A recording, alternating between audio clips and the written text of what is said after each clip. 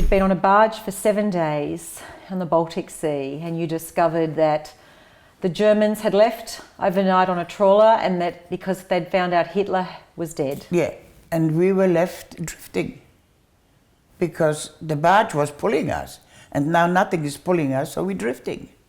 We had no sails, there was nothing there. So the Norwegians collected all blankets that they could. They stretched themselves out on top of the barge, held the blankets like that between themselves, and they were like sails. They knew, because Norwegians are good sailors, lots of them are. Yeah. You know, they live on the sea.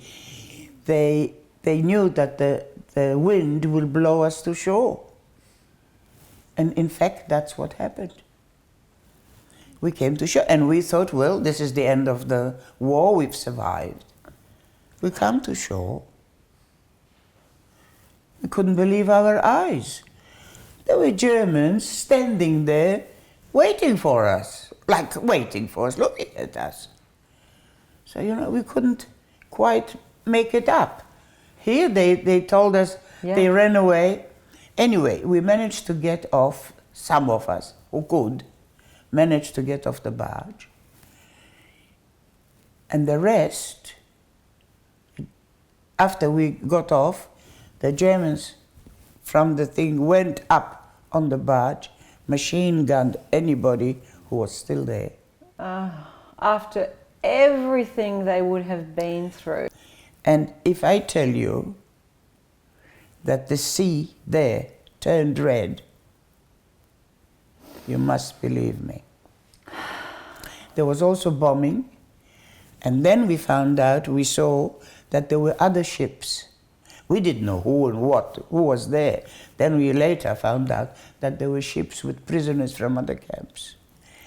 And then the order comes, get back to the sea. We go back to the sea and there's more bombing. And a friend of mine says, let's hide. I said, what for? Why should I hide?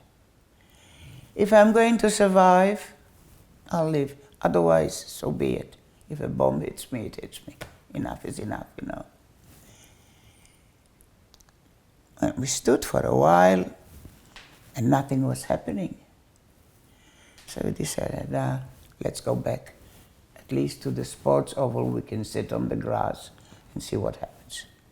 And as we walk back, it was hilly, downhill.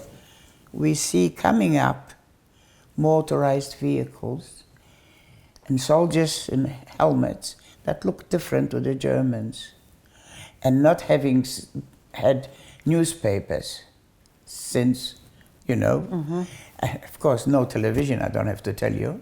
We had no idea what the British looked like or Americans looked like, what their helmets were, but they were different to the German helmets. So I asked, are you American? They said, no, we're British. So that was the British who came, and that was the end. So they liberated us. And that was the 3rd of May, 1945. Ah, Saba.